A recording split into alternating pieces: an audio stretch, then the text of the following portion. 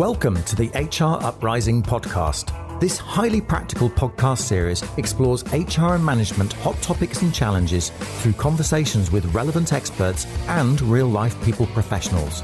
Brought to you by Actus software, our aim is to build a better workplace for people. The HR Uprising is about collaborating and supporting each other to build the confidence and skills to rise up to each challenge and deliver real, lasting business value. You can find out more at hruprising.com or join our LinkedIn community. Now introducing your host, chartered psychologist, best-selling author, entrepreneur and speaker, Lucinda Carney. Hello and welcome to this week's HR Uprising podcast. I'm your host, Lucinda Carney, and this week is one of our real-life HR stories. I'm really pleased that Ruth George is joining me today, and she's going to share with us a little bit about her background and her career. And now she's been an independent consultant running her own business for the last 10 years, and we'll hear a little bit more about that as well. So Ruth, thank you so much for joining. Thank you for asking me. It's a great pleasure to be finally on the HR Uprising podcast. Heard all about it, so looking forward to it. You're really welcome. So it's all about you today, Ruth. Do you want to tell us a little bit about your career history, if you like, in terms of HR, how you got into it? Yeah, I didn't have a sort of a purposeful entry into HR. I always say to people I fell into HR. So I did a degree in languages originally. And when I graduated, I knew what I didn't want to do, but I didn't have a clue what I wanted to do. And so I ended up temping over the summer, and I ended up getting placed in what were then called personnel departments. And I thought, oh, this is quite interesting. I might quite like this. So then I was asking, well, the next holiday cover, can you find me another personnel department role? And I did that for a few weeks over the summer after graduating. And then I decided, do you know what? I might be interested in this as a career. So I asked, please, can I come and do a week's work shadowing? And so they said yes. So I thought I better do this. So that I spent a week following her around and meeting all different people from the business and learning about HR in their sort of world. And they offered me a job at the end of the week. Wow. So I thought, well, I should take this. This is a good company, you know. And so I kind of bit their hand off and said yes. And now when I look back on it, I the beautiful benefit of hindsight, but part of the reason I think they wanted to offer me a role was because they knew that I spoke fluent French, and they were planning, Simon Wolfson, who's now the head of Next, but he was sort of a more junior sales director at the time, was planning to open a store in Paris.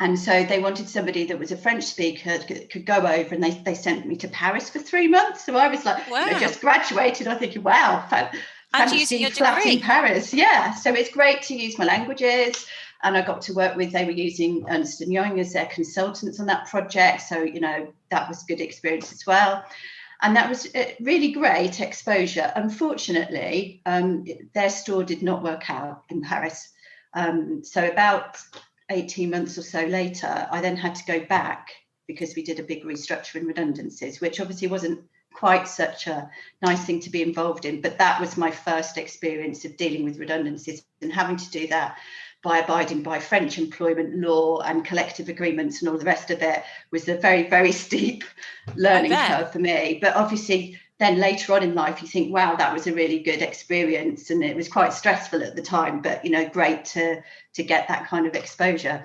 I fell into HR. Yeah. Completely by accident. Yeah, and isn't it great to actually get to use your language there? So was the role a sort of generalist role? Because it sounds like you got recruitment experience and redundancy experience in that role. What was the sort of day job? Yeah, the way that they structured HR at Next, and this is very common for a lot of retailers, is they have a head office HR function and a retail HR function. So I was, to begin with, working in the head office HR function because it was Simon Wolfson, the sales director. This was his sort of baby, and he wanted to go and open a store in Paris and prove that it could be done over there. And so I was working for that part of the business, but very much generalist in the sense that, yes, it was a store, but we had to go through all the usual sort of recruitment processes, which were very different in France. I remember one of the ways they selected was through a graphologist. Now, I'd never heard of that before, but it's very common in France. And so I'm talking, back in the 1990s now, mid to late 90s, they would have everybody send CVs, but with a covering letter, which is handwritten. And they have a graphologist, once they've done an initial sift, go and look at that graphology and then make some recommendations as to who they should take in a second cut of sifting.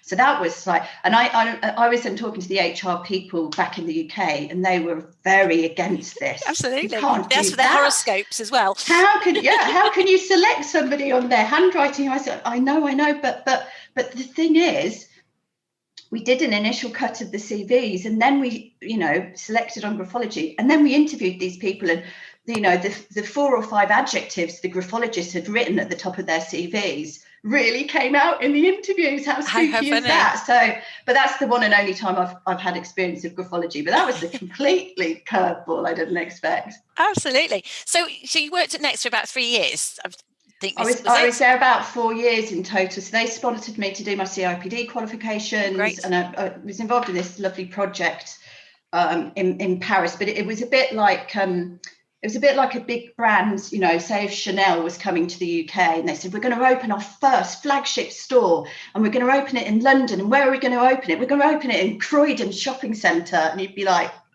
why are you doing that? And it was the same for Next. They opened it in a place called Créteil-Soleil, which is in the southeast of Paris, not a particularly nice area, great big shopping centre, which we're used to in the UK, but not necessarily the right footfall in terms of what they were. And that's part of the reason why it didn't work out.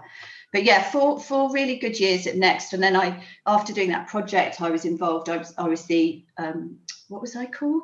Personnel officer, I think I was, retail personnel officer for the South. Yeah. Basically what that meant was sitting at a desk. I didn't have a computer. Only the secretary was allowed to have a computer. I sat at a desk with a phone, and I waited for any phone calls from any of the stores in their South region. And they would ring up and say, oh my God, we think so-and-so from the stockroom is stealing merchandise.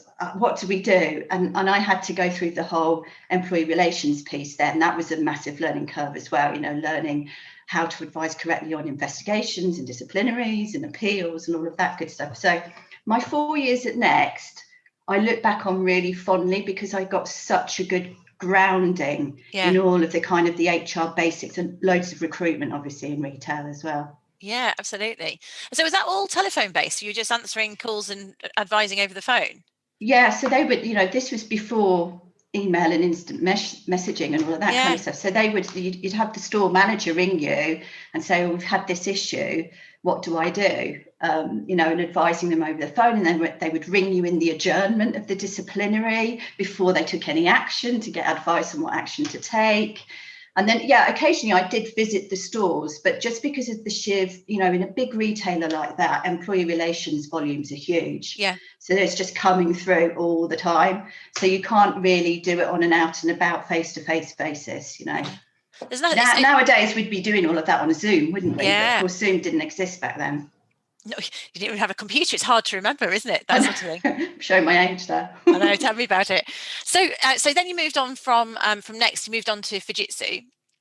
So the reason I left Next was because in my career I've always moved on and moved into different sectors each time, and I got passed over for a promotion at Next, and I was really annoyed about it. And I thought, I'm going to look for a job. And I was wanting to move down to the London area because I had a boyfriend in London at the time. And so what happened was I looked around and I got a job with Fujitsu. And again, that was because of my languages, because I was what they called Europe South HR officer, I think I was called. So looking after their operations, some of the head office operations, they were based in Bracknell, but also lots of their European offices that were too small to have their own dedicated HR person. And so I was looking after Italy and Spain and France and Portugal and some of the Benelux countries. So that was a really good experience. And then I started to do a lot more travel because of the nature, they were some places they were setting up and then somebody over there to help with recruitment. Sometimes it was employee relations issues. So I had a couple of years at Fujitsu, and that was brilliant experience. And then I moved on again. And the reason for moving on the second time was we did a merger. Fujitsu merged with Siemens Computers, a German computer company. And Fujitsu's Japanese owned. And I was the secretary for the European Works Council. So that I was going around with the VP of HR, sort of consulting on this big merger, which was fascinating. And I was flicking through. Back in the day, you used to get a paper copy of personnel management, and at the back there would be loads of adverts for jobs. And I wasn't looking for a job, but I was flicking through, and I saw this job title, European HR Manager, and I saw this paragraph describing it, and I thought, I could do that. I reckon I could do that. But then I thought, no, we're just about to do this merger. This could be a fantastic opportunity with the merger. So what I did is I went to my boss, who was the HR manager, and I said to him, look, I've applied for this role, but I wasn't really looking, and I've got through the interview process and that they've offered me the job, but I don't know whether to take it because maybe there's some fantastic opportunities that will come out of the merger with Siemens, and I'm really excited about the merger. And he said to me, well, we just don't know. We just don't know. And he sort of didn't give me any kind anything of to stay for confidence. I thought, now I am going to take it, because I wanted you to be saying, no, stay. Yeah. This is what we'll do, and we'll do this together. But he didn't do that. So lack of inspiration there. Going. Yeah, off I went, and I moved. So I was working in Bracknell, and then I moved to a company called Travelport, which is not a name that people will be familiar with. It's sort of a business-to-business operator. So it's travel technology for the travel industry. So airline reservations, car hire, hotel bookings. Obviously, they're not going through a good time of it at the moment. It's really tough for them at the moment with COVID. But when I was there, they were absolutely booming. And I was the European HR manager. And so we were just doing so much merger and acquisition work. So I had 4 years there, and they were, in many ways, they were my favourite 4 years of my career, because I was kind of young, no commitments in terms of marriage or children or mortgage or any of those things. Yeah. And I was very ambitious, and I was getting sent all over the place, and I, moved into an EMEA role and sort of progressed up, and it was really, really exciting. And I got loads of cheapy experience through doing that, because I just, that's what I was doing, kind of all day long, day in, day out. It's like, we're buying this company in Denmark. Oh, no, we're going to acquire this distributor in Dublin. Oh, no, we're going to go acquire this business in Madrid. And it was really exciting. So I had a fantastic time, but basically I burned out. I just had a massive burnout after 4 years, where I was getting up at the crack of dawn, getting a red-eye flight somewhere, going in a taxi from the airport to the office, not seeing the daylight for most of the day, going back on a late flight, or spending a night in a hotel room on my own. And after 4 years of doing that, and it was non-stop, and I was working very, very long hours, I just kind of burnt myself out. And at that time I'd met, I had a new boyfriend, who's now my husband. And I had said to him, I'm going to go traveling around the world. I'm just going to take a year out, and I'm going to go traveling, because life's too short. And I've traveled to all these places, but never actually seen them properly, And so he said, I might do that as well, because he's a lawyer. He was feeling a bit burnt out himself, blah, blah, blah. So I said, well, you can come with me, but this is my itinerary, and this is where I'm going. So, and he kind of actually persuaded me to change my itinerary a little bit, but we went on a trip around the world. And we did that. We were planning to do it for 8 months. We only did it for 6 months, because when we got to Australia, we had a car crash, and he was driving and smashed all his scapula and was in a sling. And then we carried on for a few days, and we went to Uluru, and we had a dawn hike in the Olgas, which are near Uluru, and I slipped and fell and twisted my ankle. And so then I had a broken ankle, and he was in a sling. And we still tried to carry on, and we went to Cairns, and we had a famous day on the Great Barrier Reef where he was pushing me in a wheelchair because I had my leg in plaster by then, with a sling. And then we thought, I think we're going to have to admit defeat here and go home. So luckily our travel insurance, covered us to get back, and we kind of recovered from our injuries. And then, of course, the reality hit, and it's like, crikey, I need to get a job. I need to get a job. And so then I moved sector again, and I got a job in the city, working for an insurance broker. So I joined them as head of HR, but then my boss, the HR director, left about 6 months after I joined. So I then got promoted to being HR director, looking after the whole piece. And this is for an insurance broker in the city. So I'd never worked in the city before and didn't really get the whole culture, kind of the bubble that it's in. And so that was a steep learning curve as well. I was the only woman on the board, so I just sat in the boardroom with all these men literally in pinstripe suits around the table with me, feeling a bit of an imposter, thinking, what the hell am I doing here? This wasn't part of the plan. But I just had to learn really quickly. We were becoming FCA regulated, so we had to go through the whole thing of proving that we could get approval for regulation. We put in a massive learning management system to get everybody accredited, so we could demonstrate people's qualifications and expertise. We had a whole massive thing go on with the pension scheme as well, so I had to deal with the pensions ombudsman, because we're doing a merger with another firm and different pension schemes and different levels of contribution rate and all the rest of it. So there was loads of stuff going on, and that was a brilliant experience. By which time I think I'd got married at that point, and then I got pregnant, and then we were living in a 1-bedroom flat in Docklands, and I was pregnant, and we were both doing these big jobs in the city, and we just sort of went, how's this going to work then? Yeah. And that's when we moved out to Hertfordshire. So I've been in Hertfordshire for 15 years now. I've now got 2 children, so I've got a 14-year-old and a 12-year-old. But we didn't know Hertfordshire, so neither of us come from Hertfordshire, and we were both commuting into the city from there every day. And then I had the baby and decided that I wasn't going to go back to that role, and had a little bit of time out. And then after about 13 months, when my daughter was 13 months old, I was sort of crawling the walls a bit and thinking, I need something, I need to do something. And I got a job with the Home Retail Group, which doesn't exist anymore, but then it was Argos and Homebase. And I was the HR lead for Homebase for head office. So I took a drop in terms of career. So I was no longer an HRD, I was reporting into the HRD.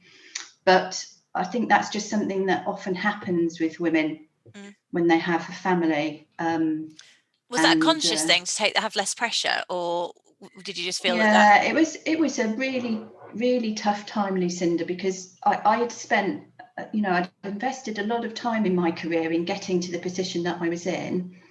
And then I had this baby, and suddenly my world kind of changed overnight. And I thought, I don't know whether I can carry on operating at that level with a young baby. And we thought about it for a while, and we contemplated we could get a full-time nanny, and we could both carry on doing what we're doing. But we just decided that wasn't the right thing for us. But, on the flip side, I know lots of people that have done that, and it's absolutely worked for them. So I think you just have to, you have to go with your gut instinct and what's right for you as a family. And so it was very, particularly, I suppose, the role that you were in, if it was in the city, so you've got the commute, and it was very male dominated. And I mean, it still is very culturally different, isn't it? That sort of area. But so did you actually go back post baby into that role, or did you decide? No, I didn't. Right. And then I had a little bit of time out. And when my daughter was about 13 months old, that's when I got the job at Home Retail Group, which Yeah. was, and then what happened with that was interesting. And I think that, again, has changed in the subsequent years because there's just a lot more awareness about flexibility and things. But I was thinking, oh, I'll find a part-time job. Yeah. And of course, part-time didn't exist for what I was doing. You just couldn't do it on a part-time basis. So then I thought, I know what I'll do. I'll apply for full-time roles, and then I'll see if they'll offer me part-time. So I ended up applying for these full-time roles and got 2 offers and went to both of them and said, I don't want to work full-time. Can I do 3 days a week? Knowing full well they'd never agreed to that. But then they both offered me 4 days a week.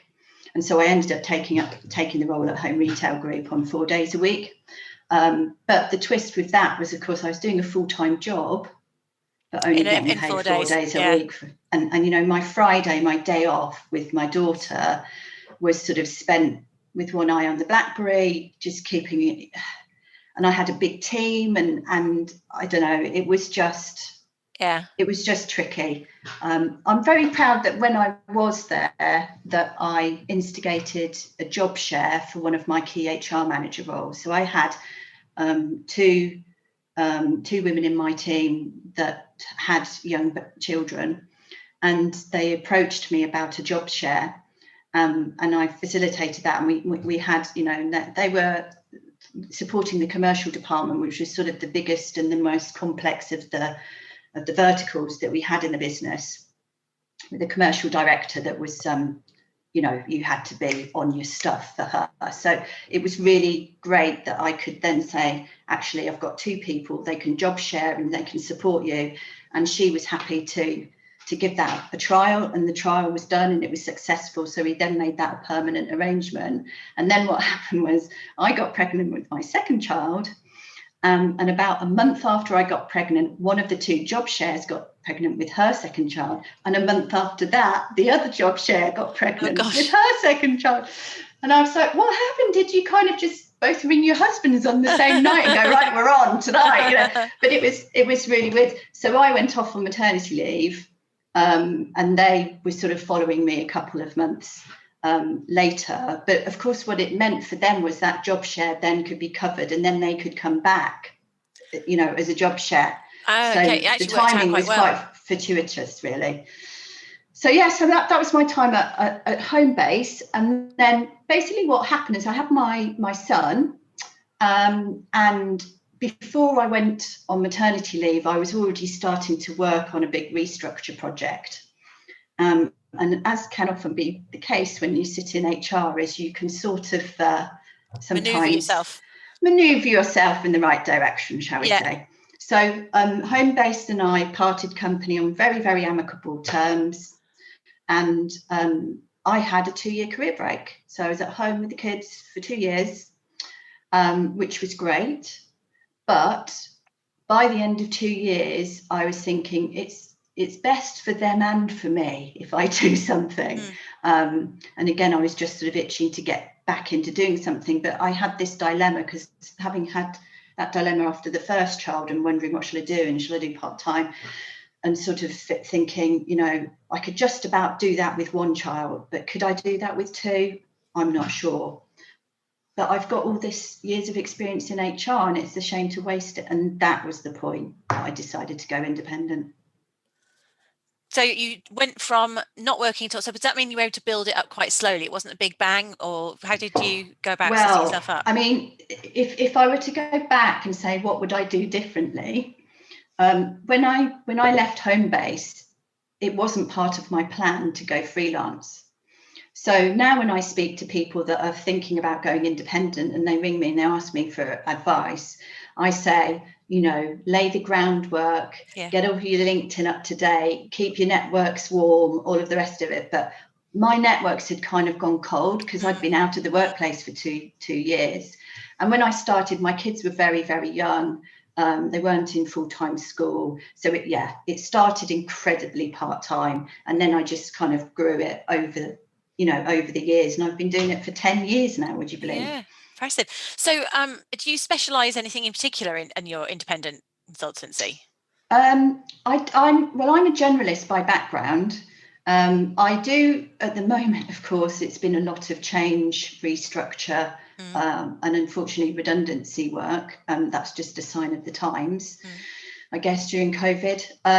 But I do a lot of change and transformation work, and I guess that's from my time doing just so much M&A and cheapy stuff that I've got a really good grounding, and I love big transformation projects. So I do a mix for corporates and SMEs. So I've got a few clients that are sort of big corporates and obviously they have their own HR team.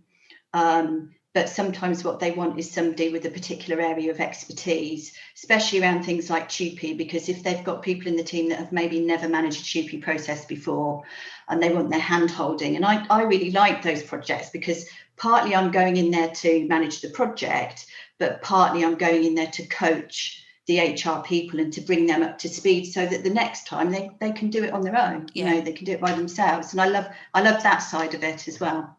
So you don't kind of go in and support on your own, you're often supporting teams, being part of a team. It's sort of being like the external consultant, but working in the HR team. And then, of course, when it comes to SMEs, often they maybe only have one HR person, or sometimes they don't even have an HR person at all. And you might be dealing with the owner or the finance director or somebody like that. But again, having had my career in the corporate world, it was actually really refreshing working with SMEs because they're so grateful for everything you do for them. And when you've been in big sort of FTSE corporates, it can get a bit political, and people are so busy climbing the greasy pole, and you don't get thanked very often for what you do. Whereas SMEs, they're really, really great. I remember my very first client as an independent was a friend that I'd met through having the children, and she'd set up her own business. And she asked me to put in place just basic stuff around contracts, policies, procedures. And when I'd done all of that, she came back to me and she said, "Oh, thank you so much. Thank you so much." She said, "Do you know what the best thing is, Ruth?" And I was like, "What? What is it?" And she went, "It's the holiday booking form." And I thought, oh, that's not what I expected her to say. But do you know what? It was just nice to have direct thanks like that. And that's been my experience over the last 10 years is actually, working with SMEs can be really rewarding. And I think quite a lot of independent HR consultants end up working with SMEs because there's a massive need out there. They don't know HR. They more often than not don't have an HR person.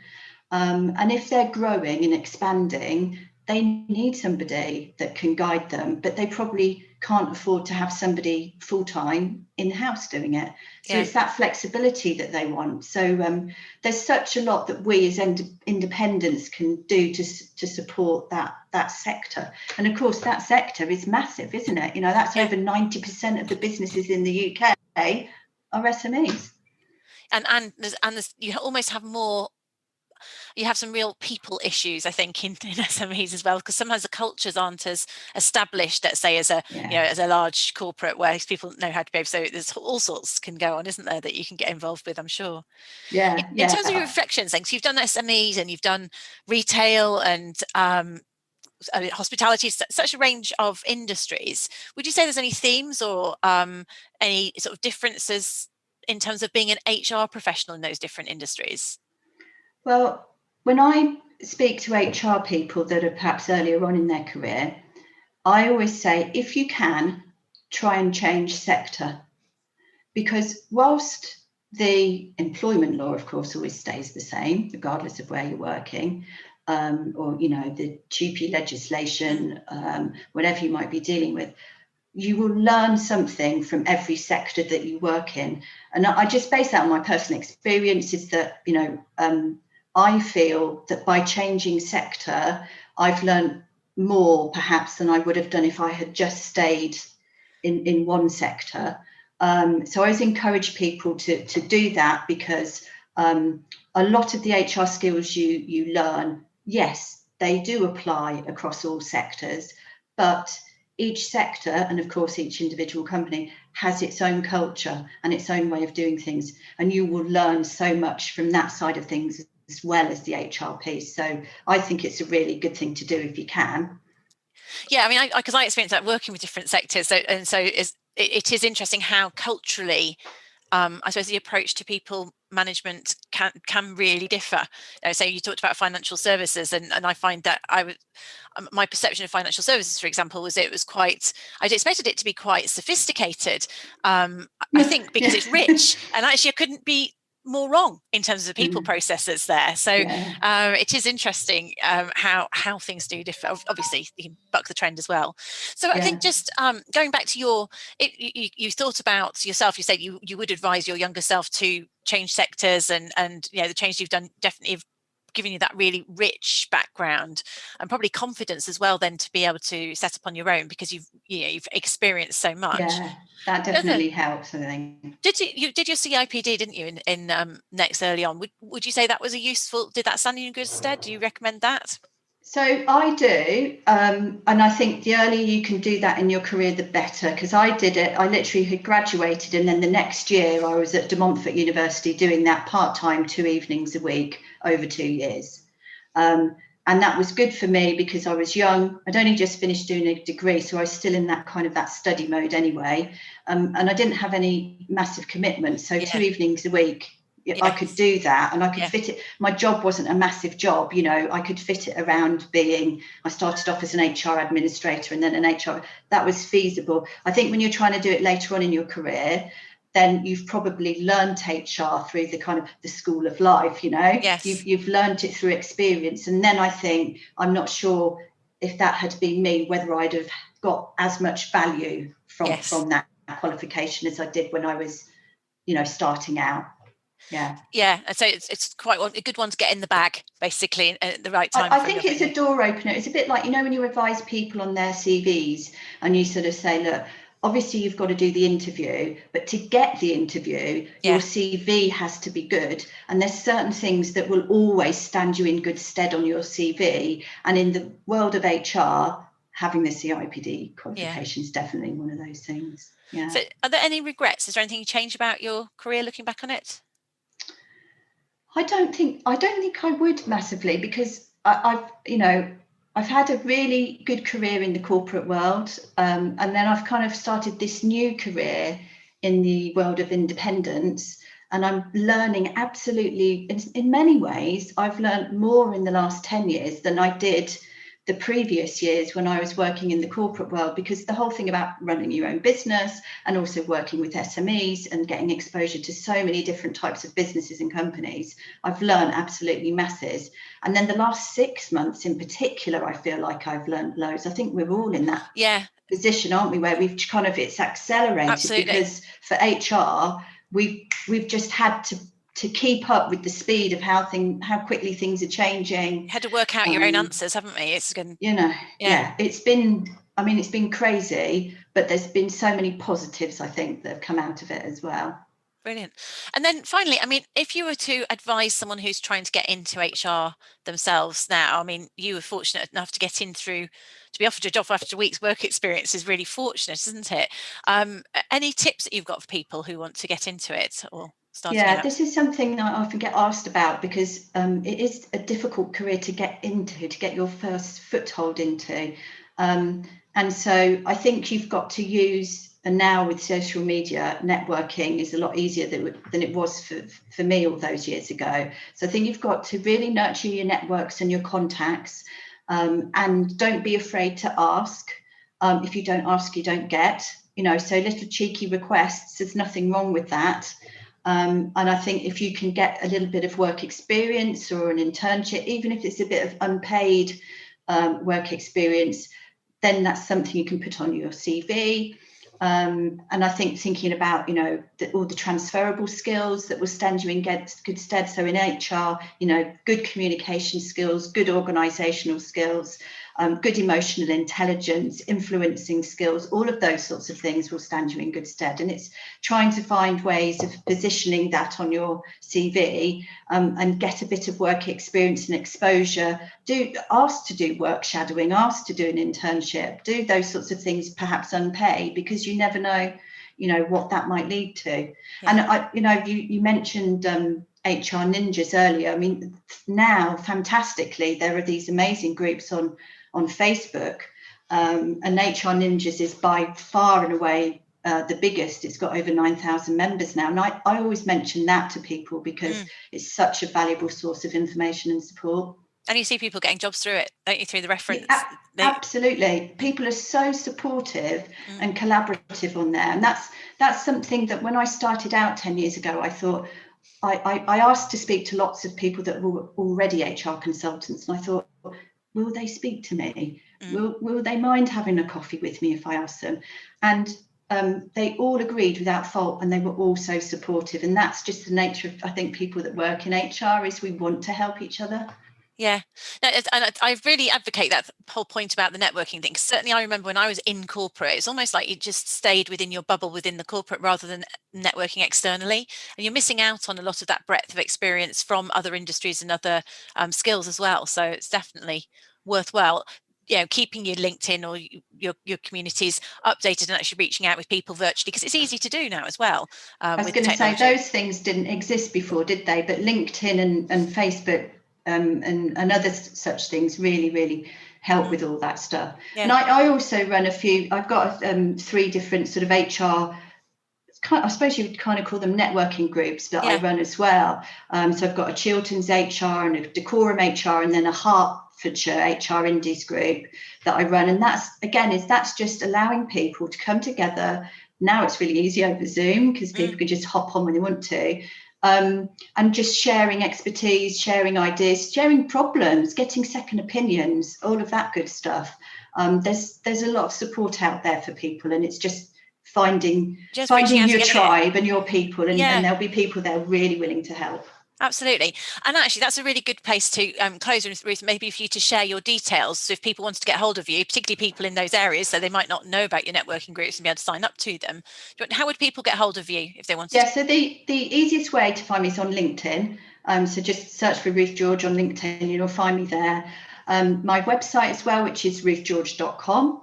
And my email is ruth@ruthgeorge.com. So it's all very straightforward. Well done for getting your domain. Yeah.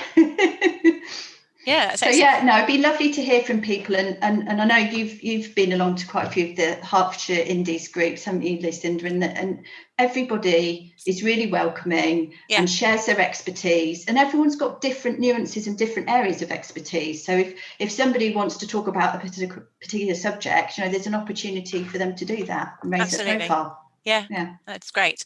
Brilliant. Well, I think that's a fantastic place to end. And thank you so much, Ruth, for coming on and sharing your real life HR story. Look forward to putting it out there. Thank you. Thanks for having me. Thank you for listening to the HR Uprising, proudly brought to you by Actus Software, the joined-up performance and talent management solution. You can access links to any of the information or resources mentioned in the show via the podcast page at www.hruprising.com. If you like what we do, please subscribe, tell your colleagues, and leave a review. Thank you for listening to the HR Uprising.